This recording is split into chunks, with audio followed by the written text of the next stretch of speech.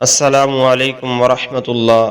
سیرت النبی قسط نمبر 69۔ حضور نبی کریم صلی اللہ علیہ وآلہ وسلم کو اس واقعے کی اطلاع ہوئی تو آپ نے یہودیوں کو جمع کر کے ان سے فرمایا، اے یہودیو، تم اللہ تعالیٰ کی طرف سے ایسی تباہی سے بچنے کی کوشش کرو جیسی بدر کے موقع پر قریش پر نازل ہوئی ہے، اس لیے تم مسلمان ہو جاؤ۔ تم جانتے ہو کہ میں اللہ کی طرف سے بھیجا ہوا رسول ہوں، اور اس حقیقت کو تم اپنی کتاب میں درج پاتے ہو۔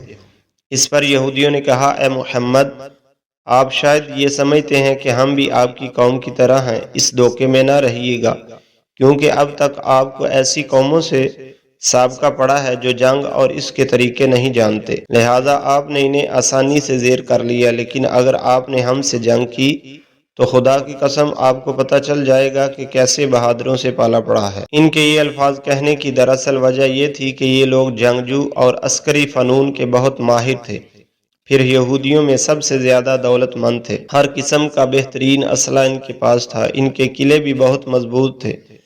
ان کے الفاظ پر اللہ تعالیٰ کی طرف سے سورۃ آل عمران کی آیت نازل ہوئی، اے نبی، آپ ان سے کہہ دیجئے کہ بہت جلد تم مسلمانوں کے ہاتھوں شکست کھاؤ گے اور آخرت میں جہنم کی طرف جمع کر کے لیے جاؤ گے، اور وہ جہنم بہت برا ٹھکانہ ہے۔ اس دھمکی کے بعد بنی قینقاع قلعہ بند ہو گئے۔ حضرت صلی اللہ علیہ وسلم اپنے صحابہ کرام رضی اللہ تعالیٰ عنہم کے ساتھ ان کے قلعوں کی طرح روانہ ہوئے۔ آپ صلی اللہ علیہ وسلم کا پرچم اس غزوہ میں بھی سفید رنگ کا تھا اور حضرت حمزہ رضی اللہ عنہ کے ہاتھ میں تھا۔ ان کے قلعوں کی طرف روانہ ہونے سے پہلے آپ صلی اللہ علیہ وسلم نے حضرت ابو لبابہ رضی اللہ عنہ کو مدینہ منورہ میں اپنا قائم مقام مقرر فرمایا۔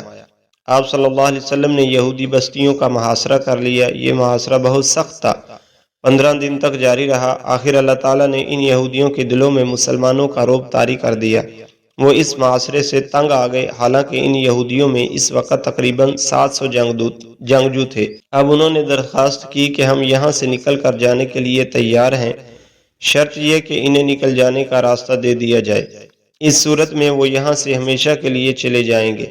ساتھ ہی انہوں نے کہا کہ ہمارے ساتھ ہماری عورتیں اور بچوں کو بھی جانے دیا جائے، مال و دولت اور ہتھیار وغیرہ وہ یہیں چھوڑ جائیں گے۔ حضور اکرم صلی اللہ علیہ وسلم نے ان کی یہ بات منظور فرما لی اور انہیں نکل جانے کا راستہ دے دیا۔ اس طرح مسلمانوں کے ہاتھ بے تحاشا مال غنیمت آیا۔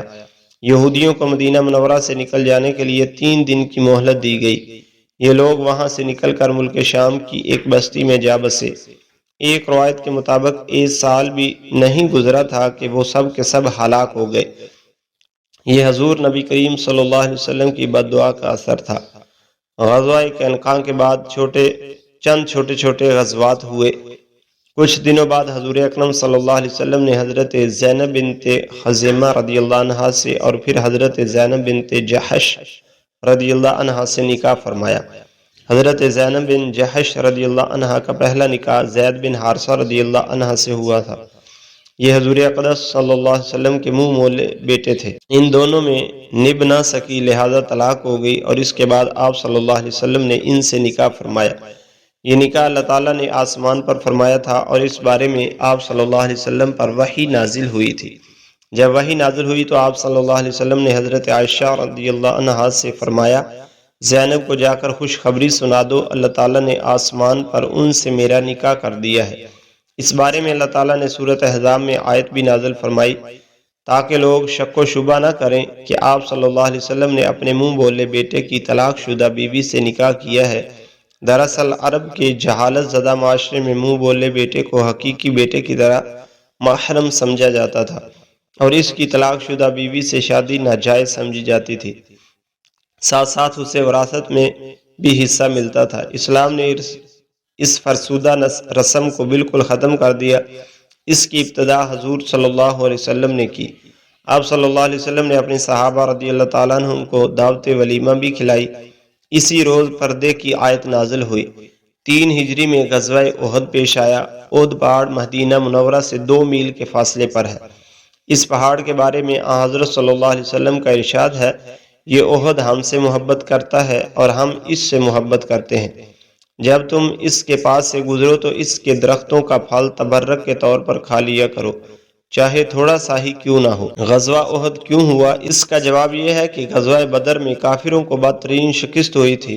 کافر جمع ہو کر اپنے سردار حضرت ابو سفیان رضی اللہ عنہ کے پاس آئے اور ان سے کہا، بدر کی لڑائی میں ہمارے بے شمار آدمی قتل ہوئے ہیں، ہم ان کے قتل کا بدلہ لیں گے۔ آپ تجارت سے جو مال کما کر لاتے ہیں، اس مال کے نفع سے جنگ کی تیاری کی جائے۔ حضرت ابو سفیان رضی اللہ عنہ نے ان کی بات منظور کر لی اور جنگ کی تیاریاں زور و شور سے شروع ہو گئیں۔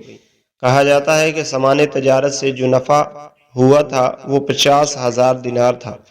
غزوہ بدر میں حضور اکرم صلی اللہ علیہ وسلم نے ابو حمزہ شاعر کو فدیہ لیے بغیر رہا کر دیا تھا اور اس سے اقرار لیا تھا کہ مسلمانوں کے خلاف شعر نہیں کہے گا۔ اب جب جنگ کی تیاریاں شروع ہوئیں تو لوگوں نے اس سے کہا، تم اپنے اشعار سے جوش پیدا کرو۔ پہلے تو ابو حمزہ نے انکار کیا کیونکہ وہ حضور صلی اللہ علیہ وسلم کے سامنے وعدہ کر کے آیا تھا، لیکن پھر وعدہ خلافی پر اتر آیا اور اشعار پڑھنے لگا۔ آخر قریشی لشکر مکہ معظمہ سے نکلا اور مدینہ منورہ کی طرف روانہ ہوا۔ قریش کے لشکر میں عورتیں بھی تھیں۔ عورتیں بدر میں مارے جانے والوں کا نوحہ کرتی جاتی تھی۔ اس طرح یہ اپنے مردوں میں جوش پیدا کر رہی تھیں، انہیں شکست کھانے یا میدان جنگ سے بھاگ جانے پر شرم دلا رہی تھیں۔ قریش کی جنگی تیاریوں کی اطلاع حضور اکرم صلی اللہ علیہ وسلم کے چچا حضرت عباس رضی اللہ عنہ نے بھیجی۔ انہوں نے یہ اطلاع ایک خط کے ذریعے بھیجی۔ خط لے جانے والے نے 3 دن رات مسلسل سفر کیا اور یہ خط آپ صلی اللہ علیہ وسلم تک پہنچایا۔ آپ صلی اللہ علیہ وسلم اس وقت قباء میں تھے۔ قسط نمبر 70۔ حضور اقدس صلی اللہ علیہ وسلم قباء سے مدینہ منورہ پہنچے اور صحابہ کرام رضی اللہ تعالیٰ عنہم سے قریشی لشکر سے مقابلے کے سلسلے میں مشورہ کیا۔ حضور صلی اللہ علیہ وسلم کی رائے یہ تھی کہ قریش پر شہر سے باہر حملہ کرنے کی بجائے شہر میں رہ کر اپنا دفاع کیا جائے۔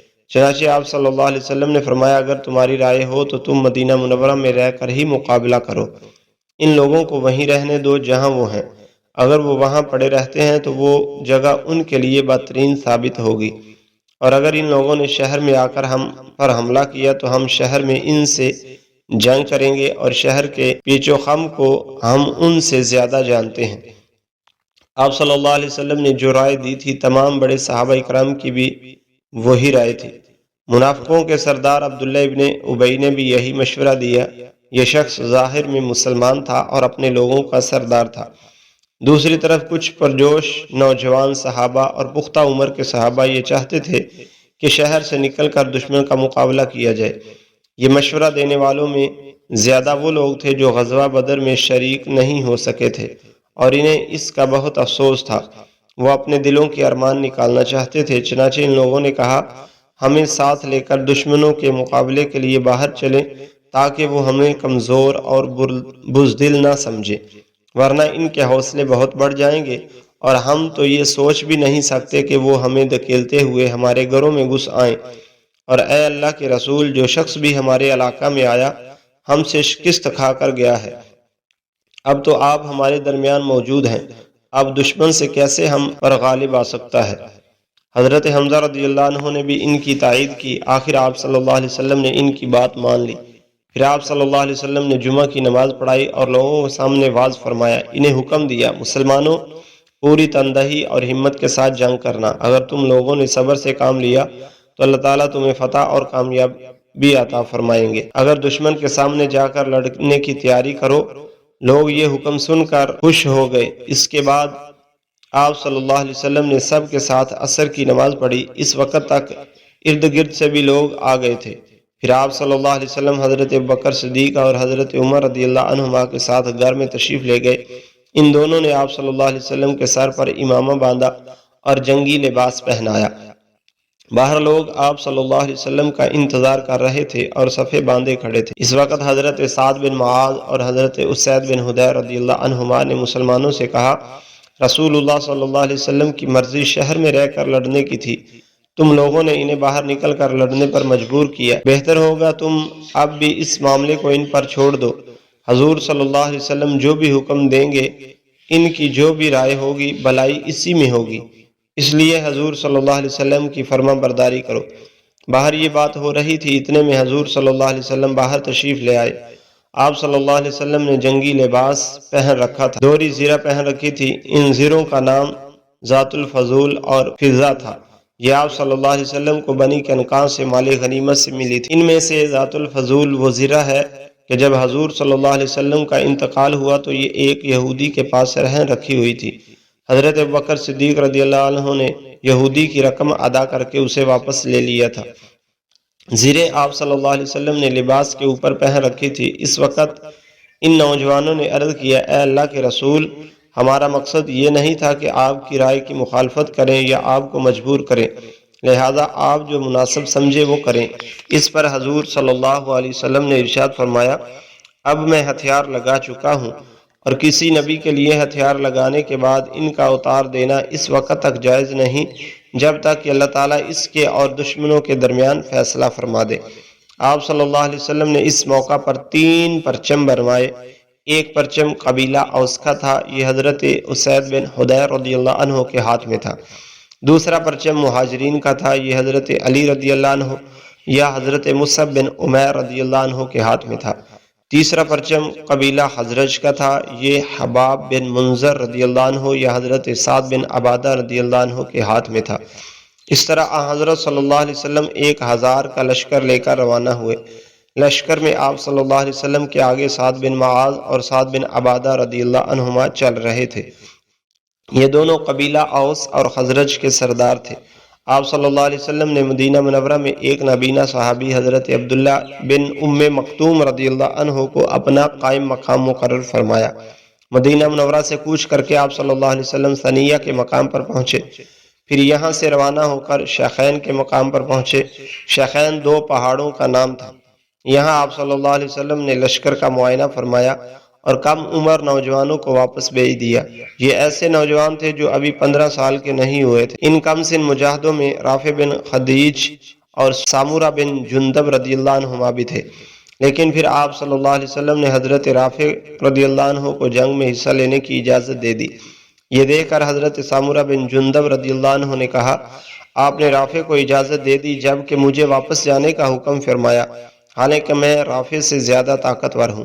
اس پر آپ صلی اللہ علیہ وسلم نے فرمایا، اچھا تو پھر تم دونوں میں کشتی ہو جائے۔ دونوں میں کشتی کا مقابلہ ہوا۔ سامورہ بن جندب رضی اللہ عنہ نے رافع بن خدیج رضی اللہ عنہ کو بچھاڑ دیا۔ اس طرح انہیں بھی جنگ میں حصہ لینے کی اجازت مل گئی۔